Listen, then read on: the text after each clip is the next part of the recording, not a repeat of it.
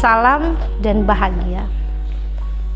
Perkenalkan, nama saya Suryani Mariani Kaparang, calon guru penggerak SDN 1 Pinolosian Kabupaten Bolaang Mongondo Selatan. Saat ini saya akan menyajikan tugas modul 1.4 Budaya Positif Sekolah, dan selamat menyaksikan. Assalamualaikum warahmatullahi wabarakatuh. Puji syukur kepada Tuhan Yang Maha Esa karena perkenanannya kita boleh ada di hari ini dan kita boleh berkumpul di tempat ini. Dan tentunya yang saya hormati Bapak Kepala Sekolah SDN 1 Pinolosian, teman-teman guru yang sudah berkenan hadir bersama-sama dalam kegiatan diseminasi budaya positif yang adalah tugas saya sebagai calon guru penggerak.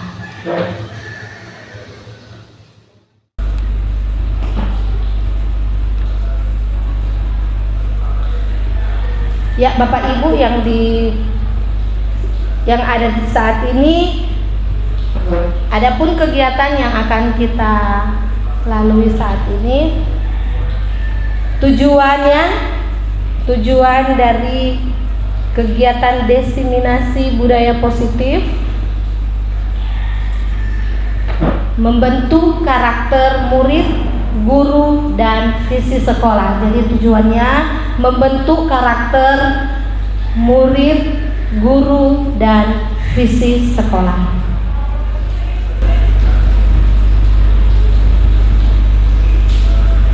Dalam kegiatan ini sesungguhnya siapa yang di sini ada teori kontrol dari William Glasser. Ilusi guru mengontrol murid. Pada dasarnya kita dapat memaksa murid untuk berbuat sesuatu jikalau murid tersebut memilih untuk tidak melakukannya. Walaupun tampaknya guru sedang mengontrol perilaku murid. Hal demikian terjadi karena murid sedang mengizinkan dirinya dikontrol. Nah, saat itu bentuk kontrol guru menjadi kebutuhan dasar yang dipilih murid tersebut. Teori kontrol menyatakan bahwa semua perilaku memiliki tujuan, bahkan terhadap perilaku yang tidak disukai.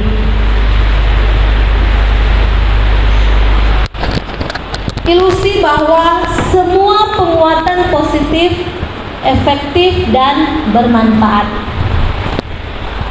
Penguatan positif atau bujukan adalah bentuk-bentuk kontrol.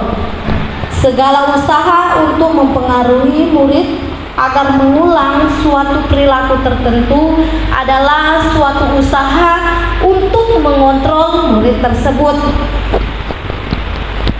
agar supaya dalam jangka waktu tertentu kemungkinan murid tersebut akan menyadarinya dan mencoba untuk menolak bujukan kita, atau biasa jadi murid tersebut menjadi tergantung pada pendapat sang guru untuk berusaha.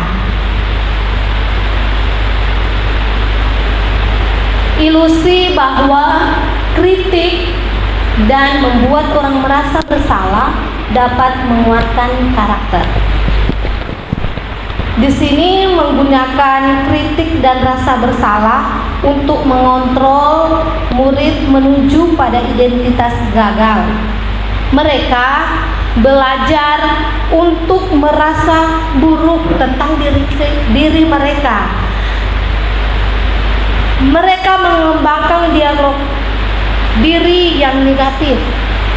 Kadang-kala sulit bagi guru untuk mengidentifikasi bahwa mereka sedang melakukan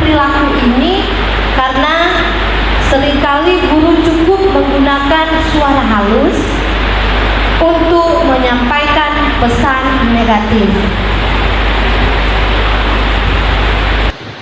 Ilusi bahwa semua penguatan positif, efektif, dan bermanfaat.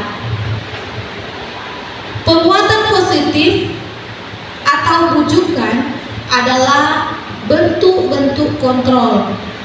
Segala usaha untuk mempengaruhi murid agar mengulang suatu perilaku tertentu adalah suatu usaha untuk mengontrol murid tersebut, agar supaya dalam jangka waktu tertentu kemungkinan murid tersebut akan menyadarinya dan mencoba untuk menolak bujukan kita, atau biasa jadi murid tersebut menjadi tergantung pada pendapat sang guru untuk berusaha. Ilusi bahwa kritik dan membuat orang merasa bersalah dapat menguatkan karakter. Di sini menggunakan kritik dan rasa bersalah untuk mengontrol murid menuju pada identitas gagal. Mereka belajar untuk merasa buruk tentang diri mereka. Mereka mengembangkan dialog diri yang negatif. Kadang-kala sulit bagi Ilusi bahwa orang dewasa memiliki hak untuk memaksa. Nah, di sini banyak orang dewasa yang percaya bahwa mereka memiliki tanggung jawab untuk membuat murid-murid berbuat hal-hal tertentu. Apapun yang dilakukan dapat diterima selama ada sebuah kemajuan berdasarkan sebuah pengukuran kinerja. Pada saat itu pula orang dewasa akan menyadari bahwa perilaku memaksa tidak akan efektif untuk menjangka waktu panjang. Sebuah hubungan permusuhan akan terbentuk. Ya, Bapak Ibu guru, di sini bagaimana seseorang bisa mengubah dari paradigma stimulus respon pada pendekatan teori kontrol. Nah, Stephen R. Covey, Principle Center Leadership, tahun 1991 mengatakan bahwa bila kita ingin membuat kemajuan perlahan, sedikit-sedikit ubahlah sikap atau perilaku Anda. Namun, bila kita ingin memperbaiki cara-cara utama kita, maka kita perlu mengubah karakter acuan kita. Ubahlah bagaimana Anda melihat dunia ini, bagaimana Anda berpikir tentang manusia. Ubahlah paradigma Anda, skema pemahaman dan penjelasan aspek-aspek tentang realitas.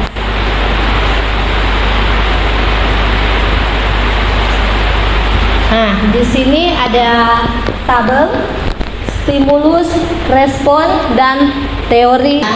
Skema pemahaman dan penjelasan aspek-aspek tentang realitas.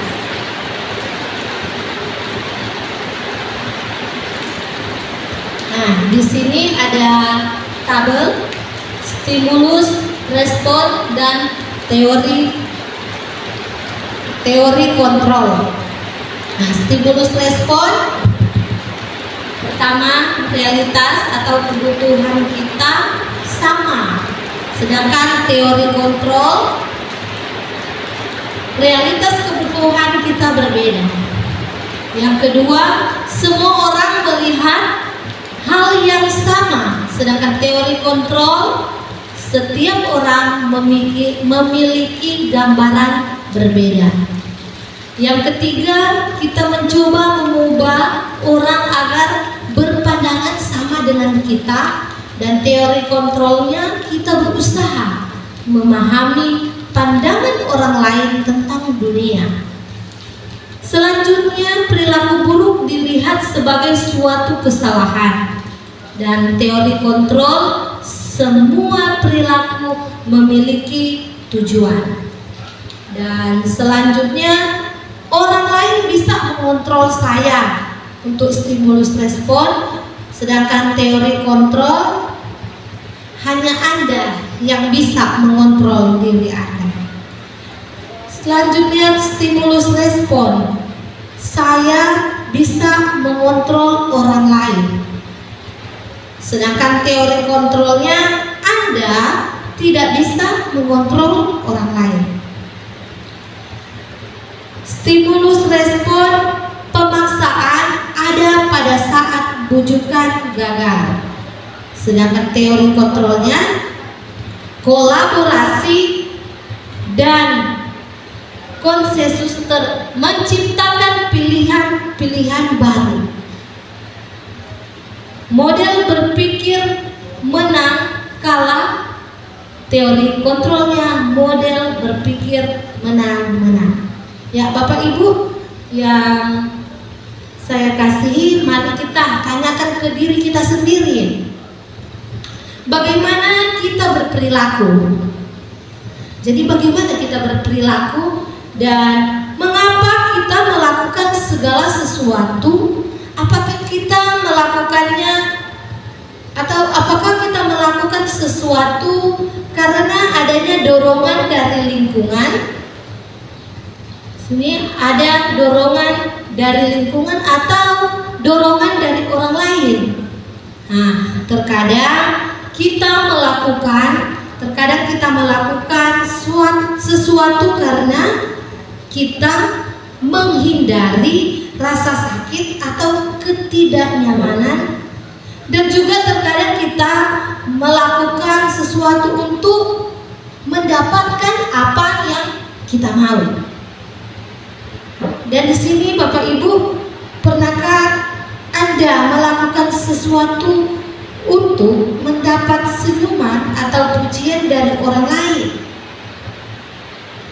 atau untuk mendapatkan hadiah, atau juga kita melakukan sesuatu untuk mendapatkan uang? Apalagi kira-kira alasan orang untuk melakukan sesuatu. Jadi ketika kita melakukan sesuatu, ada sesuatu yang kita harapkan.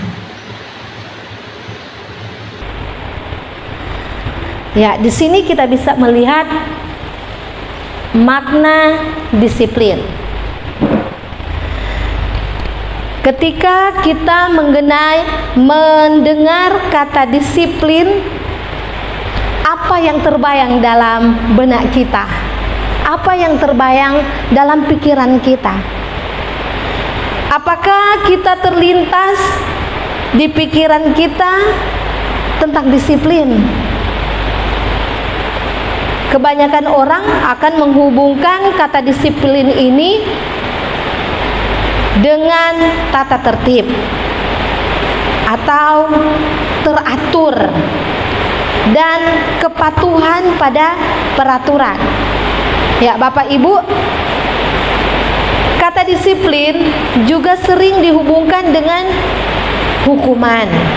Padahal itu sungguh berbeda, karena belajar tentang disiplin di sini, belajar tentang disiplin positif tidak harus dengan memberi hukuman. Justru itu adalah salah satu alternatif terakhir, dan kalau perlu tidak digunakan sama sekali untuk hukuman.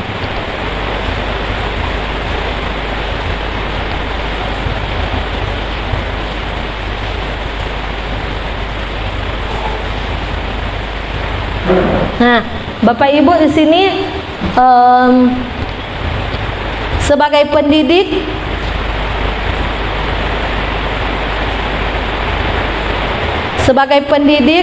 Tujuan kita adalah bagaimana kita menciptakan anak-anak yang memiliki disiplin diri sehingga mereka bisa berperilaku dengan mengacu pada nilai-nilai kebijakan universal dan memiliki motivasi intrinsik bukan ekstrinsik.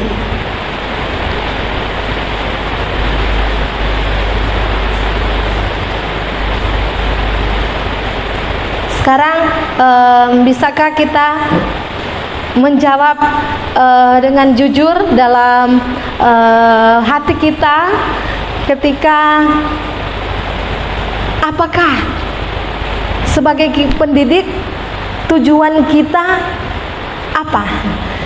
Apa tujuan kita ke anak didik kita? Nah, jawablah dengan jujur. Tentunya itu yang tahu adalah pribadi kita masing-masing sebagai seorang pendidik. Sebagai seorang pendidik, saat Anda perlu hadir di suatu pelatihan, motivasi apakah yang mendasari tindakan Anda? Nah, jadi sebagai kita sebagai pendidik, apa motivasi kita? Apa yang menjadi harapan kita ketika kita mengikuti sebuah pelatihan? Apa harapan kita? Apa motivasi kita? Silakan kita berpikir jawaban apa yang akan kita jawab ketika pertanyaan itu dilontarkan ke kita. Ya, betul, Ibu bilang demikian, itu benar. Tentunya sebagai seorang pendidik itu motivasi kita. Apakah Anda hadir? Karena ya kita bisa lihat dari jawaban kita masing-masing, adakah di poin ini motivasi kita untuk hadir dalam pelatihan? Apakah Anda hadir karena tidak ingin ditegur oleh pihak panitia atau pengawas Anda, atau mendapatkan surat teguran? Jadi sini masuk dalam poin menghindari ketidaknyamanan atau hukuman. Nah, contohnya, saya hadir di pelatihan agar supaya saya tidak dapat hukuman, ataupun contoh, karena kepala sekolah menyuruh saya harus hadir agar supaya kepala sekolah tidak marah kepada saya. Nah, ini jawaban tentunya mengacu pada menghindari ketidaknyamanan dan hukuman. Apakah ada yang menjawab dalam pikiran kita apa motivasi kita untuk mengikuti pelatihan? Ya, terima kasih. Dan yang kedua, kalau ada teman-teman punya jawaban, masuk di poin yang kedua. Anda ingin dilihat dan dipuji oleh lingkungan Anda, atau mendapat penghargaan sebagai kepala sekolah berprestasi. Nah, di poin yang kedua, bukan berarti untuk kepala sekolah, tetapi agar supaya mendapat penghargaan, agar supaya kita dapat dipuji. Di sini seringkali kita motivasi kita untuk mengikuti kegiatan supaya terlebih zaman sekarang, orang boleh membahas status. Orang sementara mengikuti pelatihan, orang tahu bahwa saya mengikuti kegiatan ini, itu yang menjadi motivasi untuk mengikuti pelatihan. Nah, kalau itu termasuk dalam poin mendapatkan imbalan atau penghargaan. Jadi kita mengikuti pelatihan supaya kita mendapat penghargaan atau kita mendapat imbalan. Ada yang harus saya dapat. Atau seringkali kita mengikuti pelatihan termotivasi, jujur ya, seringkali kita mau tanya dulu berapa DP uang duduk, apa yang akan kita terima mengikuti pelatihan, apa mendapat sertifikat atau apapun, itu yang menjadi motivasi. Nah, kalau ada dari pemikiran Bapak Ibu tadi, masuk di poin mana? Sekarang yang ketiga, Anda menjadi pembelajar sepanjang hayat, menjadi orang yang berusaha dan bertanggung jawab, serta menghargai diri Anda sendiri sebagai teladan bagi murid-murid Anda, guru-guru Anda, serta lingkungan Anda, karena Anda percaya tindakan Anda sebagai pemimpin pembelajaran akan menjadi panutan oleh lingkungan Anda.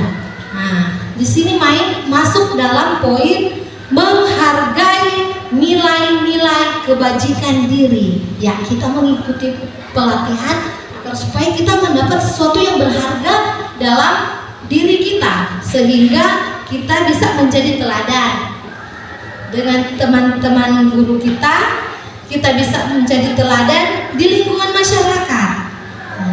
Dari 3 poin ini, dan di antara 3 ini, kita motivasi yang saya tanyakan awal tadi, kita masuk dalam motivasi yang pertama, menghindari ketidaknyamanan dan hukuman, atau kita mengikuti pelatihan termotivasi supaya kita mendapatkan imbalan atau penghargaan. Atau yang ketiga, kita mengikuti pelatihan karena termotivasi dengan menghargai nilai-nilai kebajikan dari diri kita sendiri. Nah, pastinya kita sebagai seorang guru, sebagai seorang pendidik, kita bisa melihat apa motivasi kita untuk melakukan kegiatan-kegiatan tertentu. Biarlah bukan hanya karena ketidaknyamanan atau menghindari dari hukuman atau agar supaya mendapat imbalan, tetapi dalam mengikuti pelatihan saya juga awal-awalnya begitu, tetapi ketika mengetahui teori-teori ini, jadi motivasilah diri kita untuk mengikuti kegiatan-kegiatan, yaitu untuk menghargai nilai-nilai yang ada pada diri kita, untuk kita tonjolkan ataupun untuk kita menjadi teladan oleh masyarakat, bahkan menjadi teladan bagi teman-teman guru yang lain. Ya, Bapak Ibu, saatnya bila di sekolah Anda tidak ada aturan yang memberikan surat teguran bagi yang sering datang terlambat, atau tidak ada atasan yang memberikan Anda penghargaan menjadi karyawan terbaik karena sering tepat waktu, apakah Anda tetap datang tepat waktu untuk mengajar murid-murid Anda? Jelaskan alasan Anda. Nah, di sini kata ketika tidak ada teguran bagi yang datang terlambat dan tidak ada yang mendapat penghargaan bagi yang datang tepat waktu.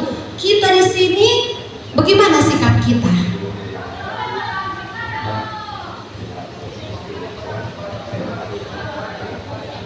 Ya, tentunya sikap kita jangan karena tidak mendapat penghargaan maka kita bermasa bodoh untuk tidak datang tepat waktu, atau karena tidak mendapat hukuman datang terlambat terus, tidak disiplin waktu.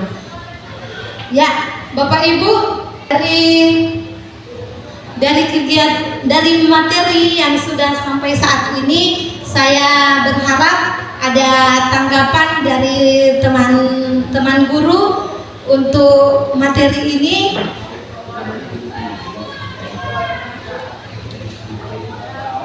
Ya, kalau ada yang akan memberikan tanggapan, dipersilakan. Pak Guru, silakan memberikan tanggapan untuk materi ini.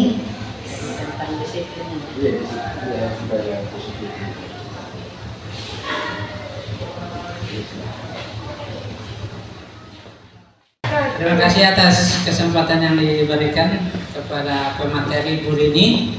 Saya sangat berterima kasih karena telah memberikan materi ini sangat baik tentang budaya disiplin yang ada di SD.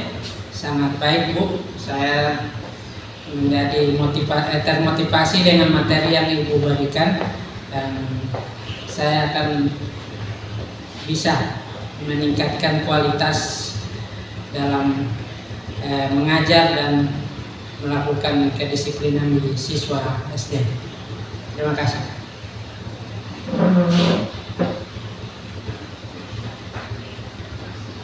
Ya, disampaikan terima kasih banyak untuk Pak Guru yang sudah memberikan tanggapan saat ini.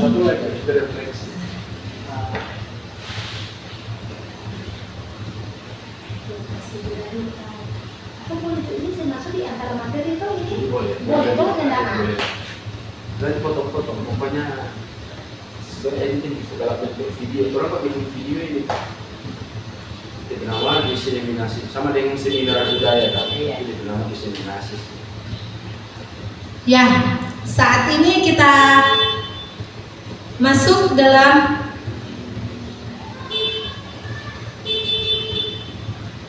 pertanyaan selanjutnya. Dari ketiga jenis motivasi yang disebutkan tadi pada pertanyaan sebelumnya, motivasi manakah yang saat ini paling banyak mendasari perilaku murid-murid Anda di sekolah Anda?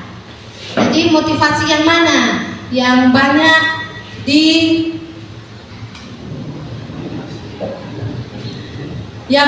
mendasari perilaku murid-murid Anda di sekolah Anda?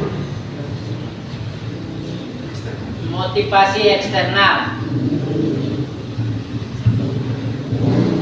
Ya, silakan Pak Guru. Untuk motivasi yang sangat dibutuhkan itu motivasi eksternal. Terima kasih. Ya, terima kasih. Motivasi eksternal. Terima kasih untuk Pak Guru. Dan selanjutnya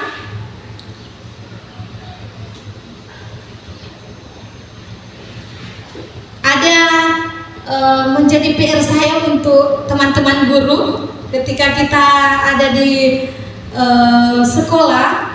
Kira-kira strategi apa yang selama ini Anda terapkan untuk menanamkan disiplin positif pada murid-murid Anda, dan bagaimana hasilnya pada perilaku murid-murid tersebut? Apakah murid-murid tersebut ada perubahan atau tidak? Jadi strategi apa yang Anda terapkan untuk menanamkan disiplin positif di murid-murid Anda?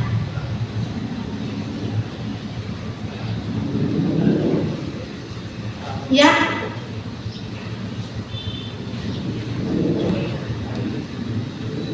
Ya, terima kasih untuk yaitu tauladan atau memberikan contoh yang baik untuk siswa. Terima kasih. Ya, terima kasih. Benar sekali.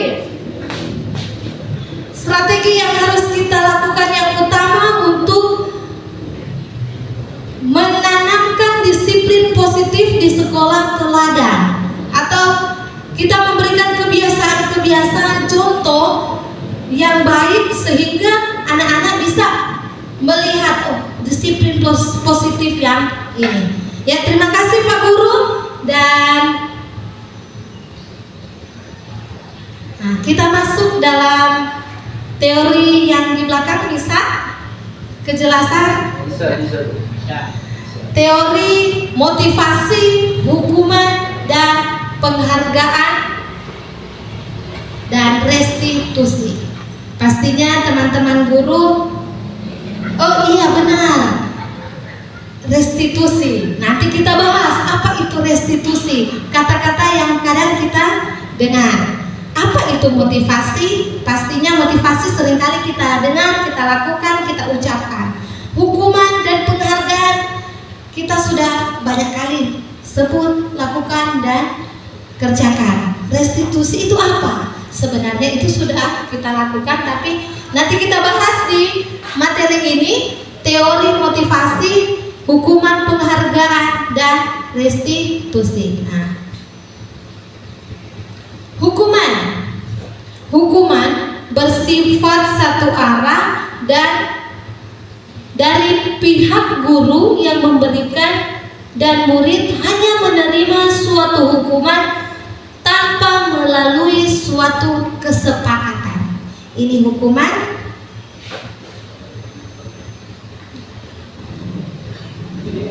konsekuensi. Umumnya bentuk-bentuk konsekuensi dibuat oleh pihak guru atau sekolah, dan murid sudah mengetahui sebelumnya yang akan diterima bila ada pelanggaran. Di sini pada konsekuensi, murid tetap dibuat tidak nyaman untuk jangka waktu pendek. Jadi konsekuensi dan hukuman itu berbeda.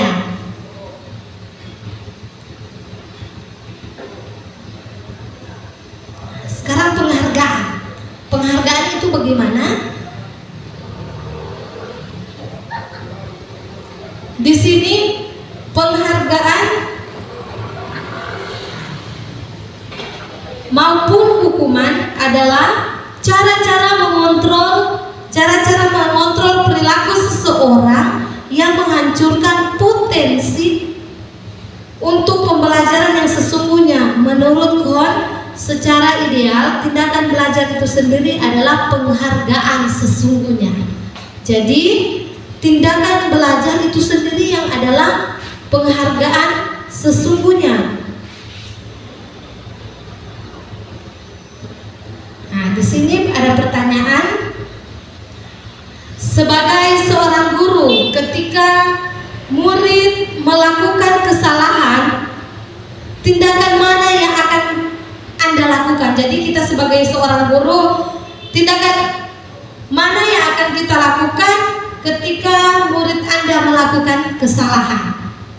Di sini pertama menunjukkan kesalahannya dan memintanya melihat kesalahannya baik-baik.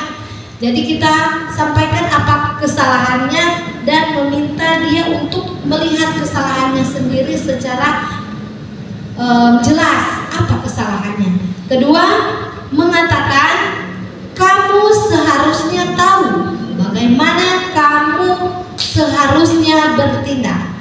Jadi yang kedua mengatakan kamu seharusnya tahu bagaimana kamu seharusnya bertindak.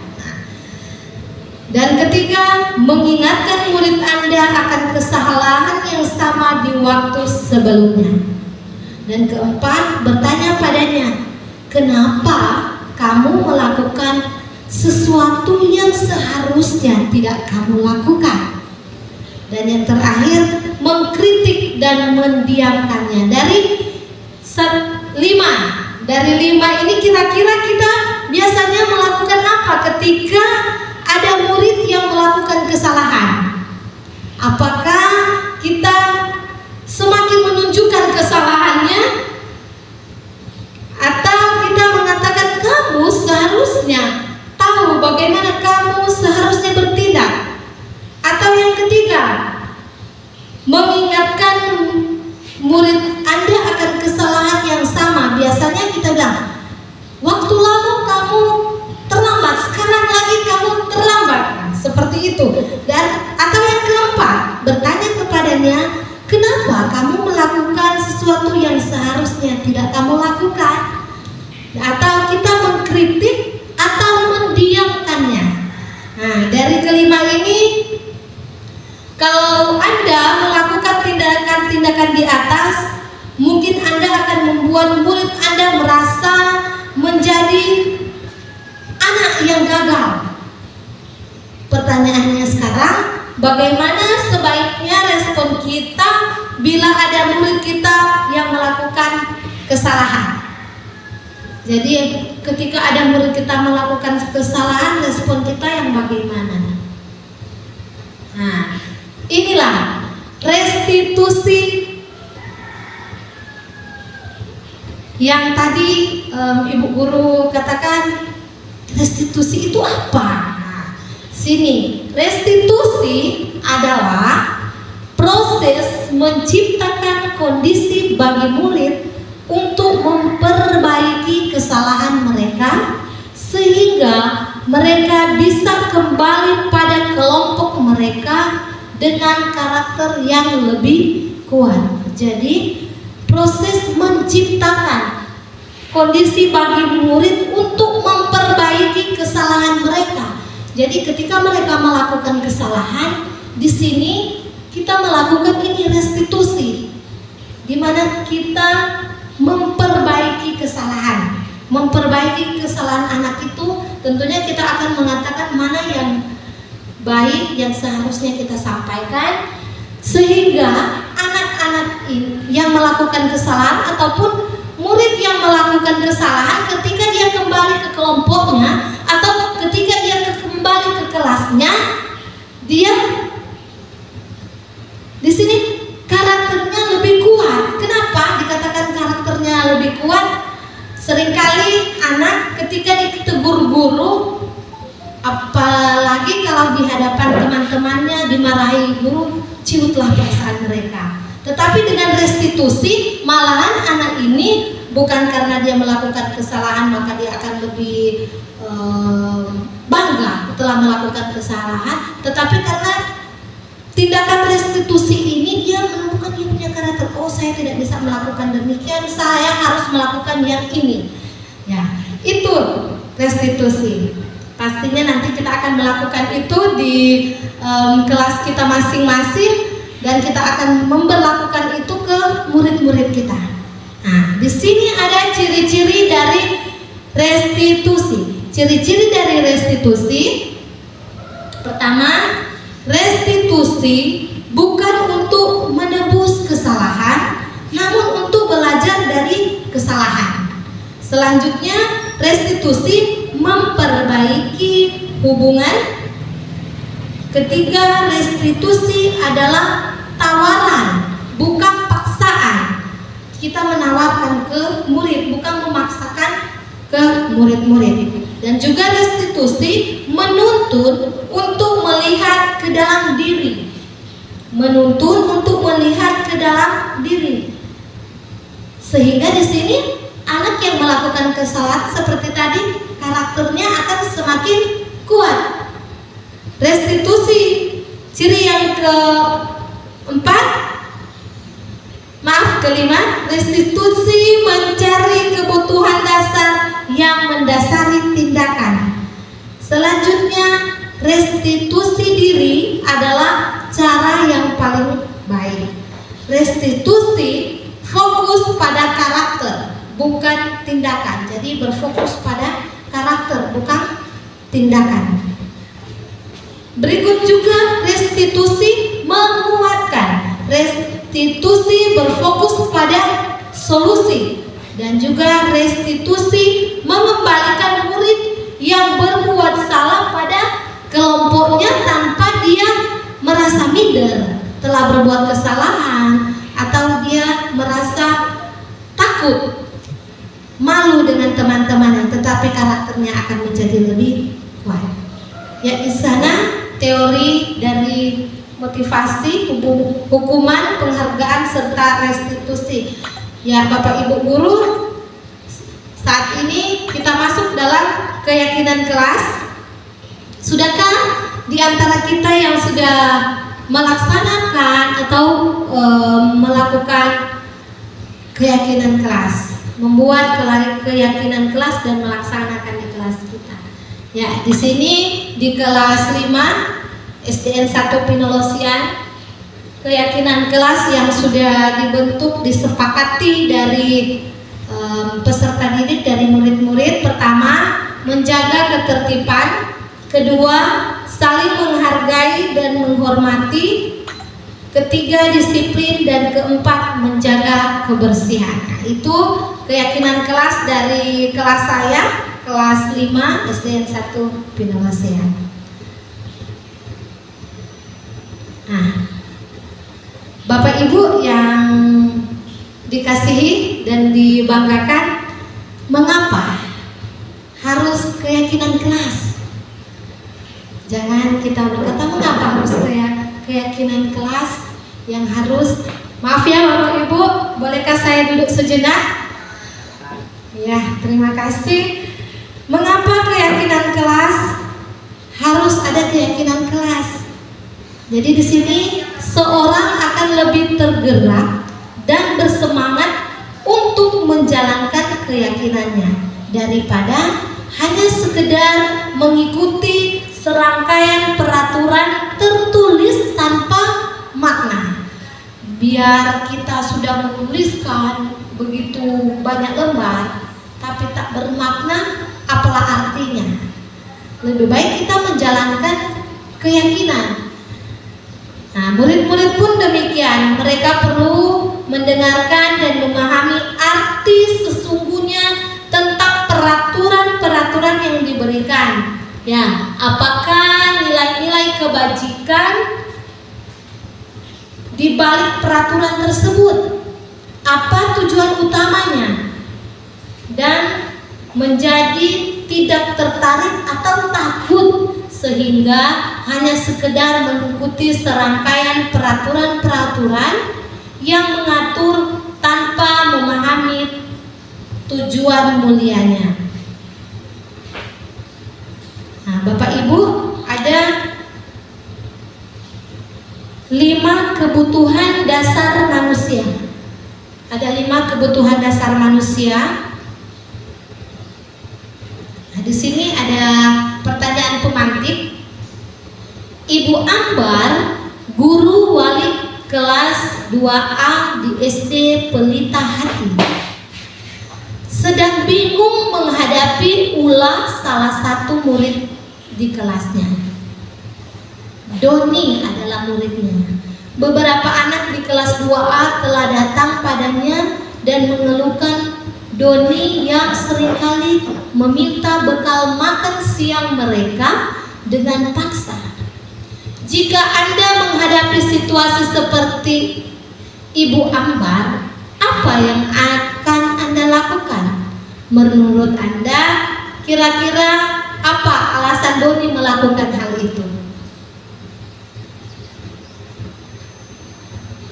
Jadi dari pertanyaan pemantik ini kita bisa jadi di posisinya Ibu Ambar ketika menghadapi situasi murid kita yaitu Doni yang karena ulah teman-temannya sering mengambil makanan. Jadi kebutuhan akan penguasaan, Bu. ya, benar sekali. Kebutuhan tentang penguasaan. Jadi di sini ketika ada murid kita mengalami kejadian seperti Doni, kita mau penguasaan. Nah, jadi Bapak Ibu, syukurlah sudah sekian jauh yang kita bahas. Tetapi saya lihat di sini Bapak Ibu masih asik untuk mengikuti, karena ini memang ke diri kita, ke peserta didik, apa yang akan kita lakukan ke peserta didik yang seharusnya agar kita mengerti. Ya. Dari kebutuhan 5 kebutuhan dasar manusia, yaitu pertama, kebutuhan untuk bertahan hidup, survival di bahasa penelosian. Selanjutnya, kasih sayang dan rasa diterima, love and belonging. Ya. Yang ketiga, kebebasan, freedom. Yang keempat, kesenangan, fun. Dan yang terakhir, penguasaan. Nah, seperti yang disampaikan tadi, power, penguasaan. Ya, dari tadi 5 kebutuhan manusia, sekarang kita masuk dalam 5 posisi kontrol. 5 posisi kontrol berpusat pada murid. Ada pertanyaan pemantik juga ya. Uki dan Nanto dipanggil masuk ke ruang Ibu Sumi, kepala sekolah SD Aido Maharia. Ibu Sumi baru saja mendapatkan pengaduan dari Ibunda Uki bahwa Nanto menggunakan kata-kata kasar dan merendah-rendahkan Uki di sosial media. Anak-anak zaman sekarang kan bukan hanya kita sebagai guru atau orang dewasa yang menggunakan sosmed, tapi mereka juga yang lebih menguasai dibanding dengan orang-orang dewasa, tentunya kontrol kita. Nah, itu kejadian di sekolah SD Aido Maharia ketika kepala sekolah menerima laporan bahwa dari Ibunda Uki bahwa Nanto menggunakan kata-kata kotor dan merendah-rendahkan Uki di media sosial media. Nah, di posisi kita sebagai kepala sekolah, kira-kira penerapan disiplin apa yang akan kita lakukan untuk kasus ini? Jadi sebagai kepala sekolah, penerapan disiplin apakah yang akan Anda lakukan untuk kasus ini? Karena di sini ada Pak Kepala Sekolah, kira-kira apa Pak Kepala Sekolah? Dari yang sudah kita di posisi 5 posisi kontrol.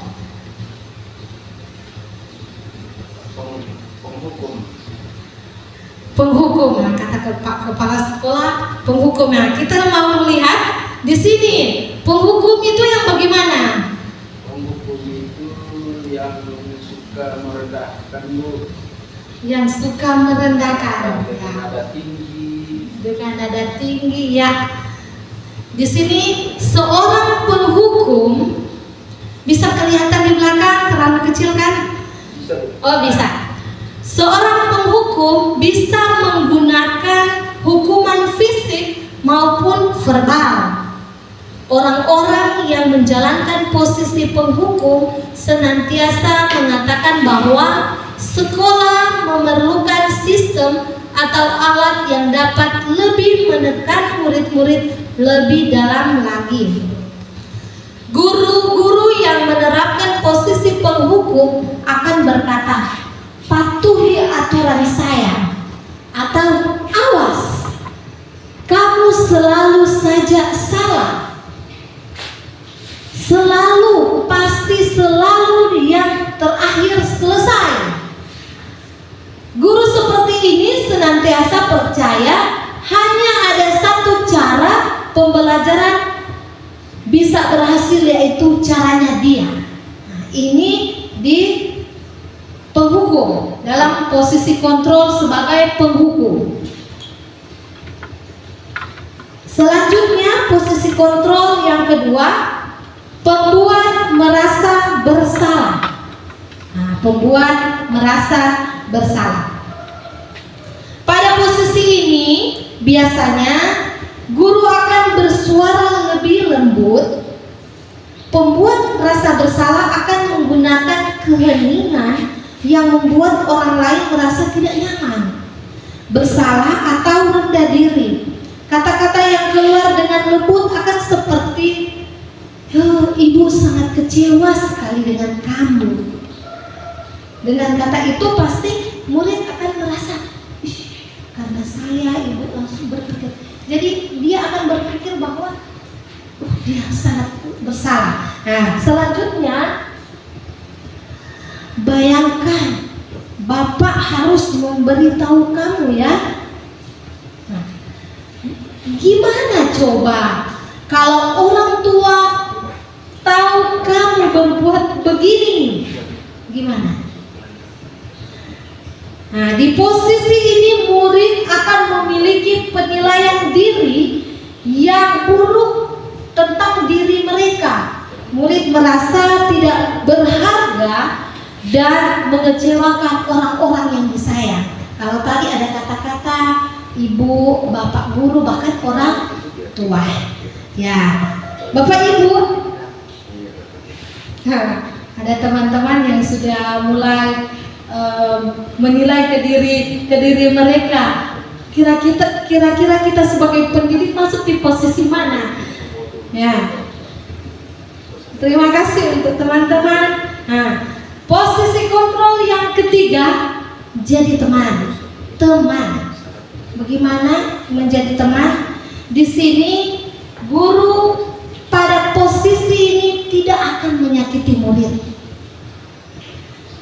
namun akan tetap berupaya mengontrol murid melalui persuasi. Apa persuasi? Persuasi kita tahu, ajakan. Kita akan mengajak. Nah, posisi teman pada guru bisa negatif maupun positif. Kenapa harus demikian? Kenapa harus ada posisi positif dan negatif? Nah, Bapak Ibu, guru yang dibanggakan saat ini pada positif di sini berupa hubungan baik yang terjalin antara guru dan murid. Hubungan yang terjalin antara guru dan murid. Guru di posisi teman menggunakan hubungan baik atau humor untuk mempengaruhi seseorang. Mereka akan berkata, ayo bantu demi Bapak ya, gitu. Ayo ingat tidak bantuan Bapak selama ini. Ataupun kata yang bisa kita lakukan, ya sudah, kali ini tidak apa-apa. Ya sudah, kali ini tidak apa-apa, nanti Ibu yang membantu membereskan.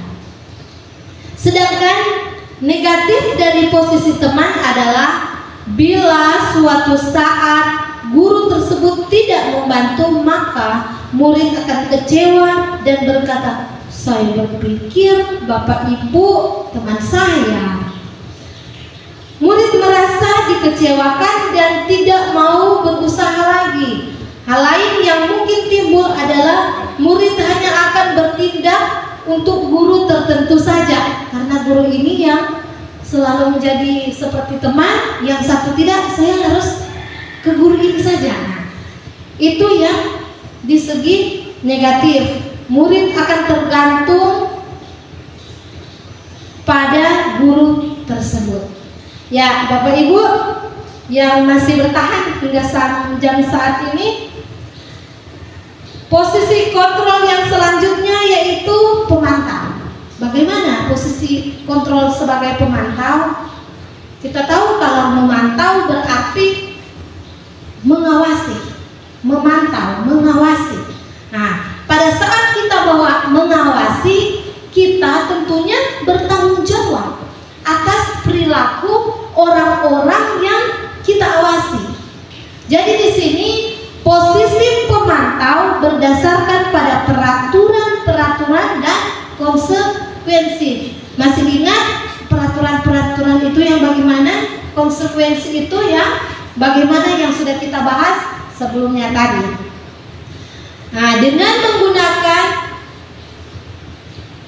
sanksi konsekuensi kita dapat memisahkan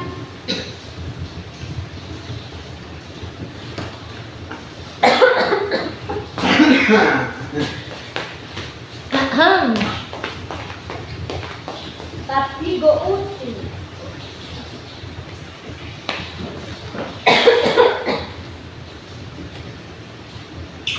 Seberapa menit? Semua hampir 60 menit. Ya, terus kan kalau potong-potong juga toh.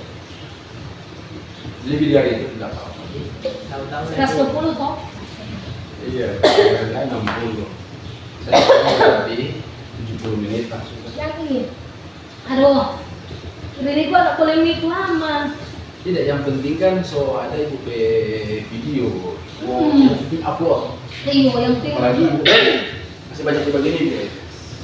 Banyak di opening. Opening kan mantap. Ini bersyukurlah cuaca hujan seperti. Iyalah. Lanjut Ibu. Pokoknya lanjut tuh. Mulai dari pertama ini memantau. Post aja ya. Kasih next aja Ibu. Kamu, Next, nggak usah lagi. Kan boleh terang potong-potong. iya sekarang kita so bahas Sama nih dia. pemantau. Nah, Bapak Ibu, selanjutnya untuk Ada refleksi. posisi kontrol yang terakhir yaitu manajer. Bagaimana posisi kontrol sebagai manajer? Posisi terakhir manajer adalah posisi di mana guru berbuat sesuatu bersama dengan murid, mempersilahkan murid mempertanggungjawabkan perilakunya, mendukung murid agar dapat menemukan solusi atas permasalahannya sendiri.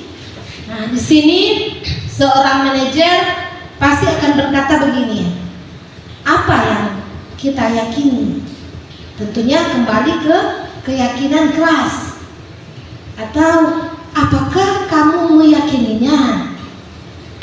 Jika kamu meyakininya, apakah kamu bersedia memperbaikinya? Jadi kita mengingatkan keyakinan kelas yang sudah dibentuk dan disepakati bersama.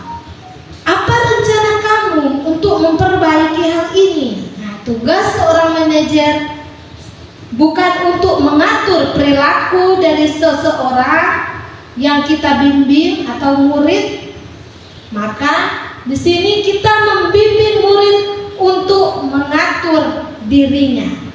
Nah, Bapak Ibu, dan di sini ada segitiga restitusi. Segitiga restitusi. Restitusi kan kita sudah tahu, iya benar, kita sudah paham, kita sudah tahu apa restitusi tadi. Nah, ada segitiga restitusi. Apa yang masuk dalam segitiga restitusi? Apa yang dimaksud dengan segitiga restitusi? Ya, kita lihat pada slide ini. Ya, segitiga restitusi. Di sini pertama menstabilkan identitas. Itu yang bagian bawah yang pertama, ya, setiap orang pasti pernah melakukan kesalahan. Kamu bukan satu-satunya yang pernah melakukan ini. Ya. Dan selanjutnya validasi tindakan yang salah. Bagaimana validasi tindakan yang salah? Adakah cara yang lebih efektif untuk mendapatkan apa yang kamu butuhkan? Kamu tentu punya alasan mengapa kamu melakukan kesalahan ini. Nah, itu masuk dalam memvalidasi tindakan yang salah. Dan yang terakhir, menanyakan keyakinan. Keyakinan kelas apa yang telah kita sepakati? Apa? Kita mengingatkan keyakinan kelas yang berhubungan dengan apa yang dilakukan ataupun kesalahan yang dilakukan oleh seorang murid. Dan kita menanyakan, kamu ingin menjadi orang seperti apa? Ya, inilah segitiga restitusi yang ada 3, yaitu menstabilkan identitas, validasi tindakan yang salah, meyakini keyakinan. Dan untuk materi segitiga restitusi ini mengakhiri materi saya untuk budaya positif sekolah di SDN 1 Pinolosia.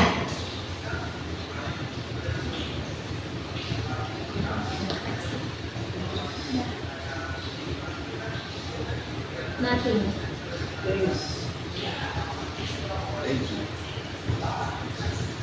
Ya, berakhirlah kegiatan ini, tetapi sebelum itu tentunya saya mengharapkan ada refleksi diri dari teman-teman guru untuk materi yang telah kita pelajari, materi yang telah disampaikan saat ini. Refleksi diri kita apa yang nantinya kita keluar dari ruangan ini, nantinya kita akan melakukan apa dengan teori yang, dengan materi yang kita terima saat ini. Tentunya berharap ada refleksi positif dari kita ketika kita akan kembali ke aktivitas kita masing-masing. Ya, kalau ada? Ada, Bu. Oh ya, mari Pak, boleh tampil di depan karena mic ini bisa dilihat oleh teman-teman yang lain. Ya, dipersilakan. Pak di depan, Pak di depan di situ, Pak di depan, Pak di Ya, situ, ya. Pak di sini, Pak di tengah-tengah situ di depan. Ya apa? Ya apa? Terima kasih atas kesempatan tentang materi yang diberikan. Saya sangat senang tentang materi dari Ibu Rini, dan saya akan merefleksikan materi yang sangat baik ini tentang budaya positif, perilaku positif, tentang disiplin. Saya sangat berterima kasih. Saya akan mempraktekkan dalam sehari-hari saya dalam melaksanakan kegiatan belajar mengajar di SDN Negeri 1 Penyelesaian, dan untuk menjadi bahan tambahan ilmu untuk melaksanakan kegiatan pembelajaran yang saya terapkan di kelas. Hanya itu saja, dan materi ini sangat bermanfaat buat saya dan sangat baik. Terima kasih.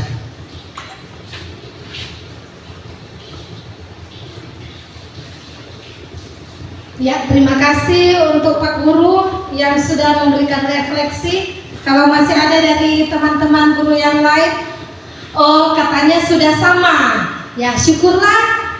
Dan semoga materi ini seperti disampaikan oleh Pak Guru akan melakukan di kelas kita masing-masing di sekolah ini untuk kebaikan sekolah kita SDN 1 Pinolosian. Dan saya berharap pastinya setiap kelas kita akan kembalikan melakukan materi ini, dan ini akan menjadi manfaat kita sebagai seorang pendidik. Terima kasih dan assalamualaikum warahmatullahi wabarakatuh. Waalaikumsalam warahmatullahi wabarakatuh. Assalamualaikum warahmatullahi wabarakatuh.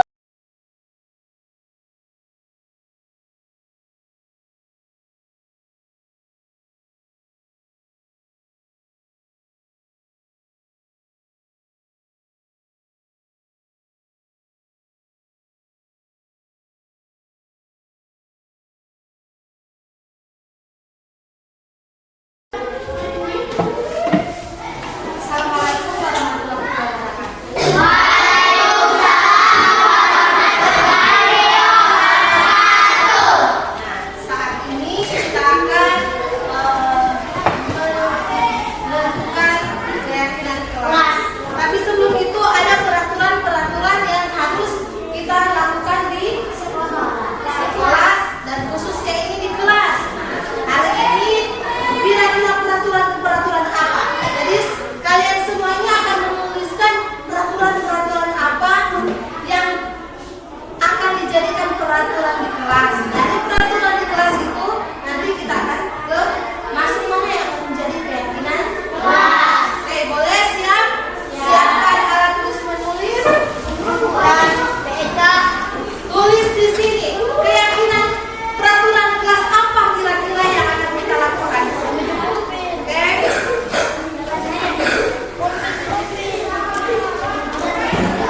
Karena siswa kita sini ada sekitaran 20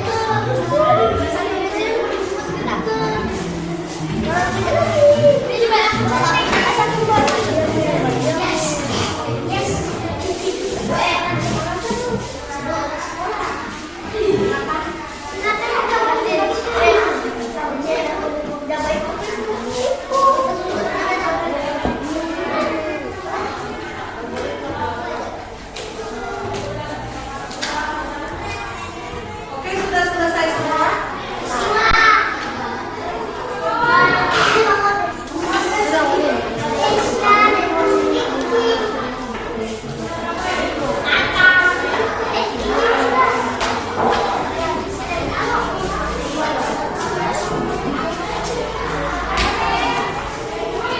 Oke, sudah semua? Tinggal satu.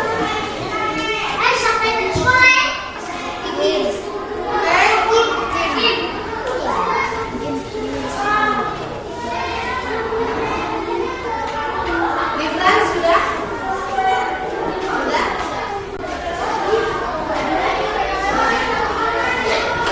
Tinggal satu.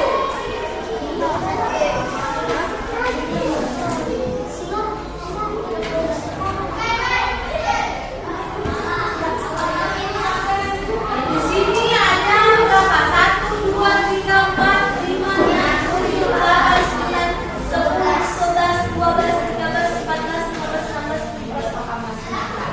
Tinggal satu. Masukin tidak semua.